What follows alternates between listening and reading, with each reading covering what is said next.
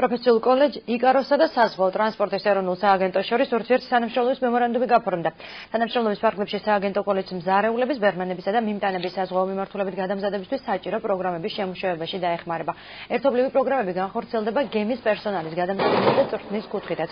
დღესვე ხელი მოეწერა მემორანდუმს პროფესიულ კოლეჯსა და ბათუმის სახელმწიფო საზღვაო აკადემიას შორის, რომლის ფარგლებშიც საზღვაო აკადემია გადამზადების პროცესში სტუდენტების მატერიალურ-ტექნიკური ბაზით უზრუნველყოფასა და პრაქტიკული სწავლების განხორციელებას შეუწყობს ხელს.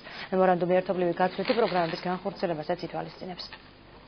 ითვალისწინებს ახალი ფაკულტეტის მიმართულების ჩამოყალიბებას, როგორც არის კოკის მომზადება, რაც ითვალისწინებს დასაქმებას გემზე, მეზღვაურების და სამზე კულინარიული მიმართულებით არის ძალიან მნიშვნელოვანი. ვფიქრობ, რომ ძალიან ბევრი ადამიანი დაინტერესდება ამ მიმართულებით და ძალიან ბევრი ადამიანს მიუჩნევთ საშუალებას, იყვნენ წარმატებულები. ძალიან მნიშვნელოვანი მემორანდუმი გაფორმდა ორი წყებას შორის, საზღვაო ტრანსპორტის აგენტოს შორის და იკაროსის კოლეჯის შორის.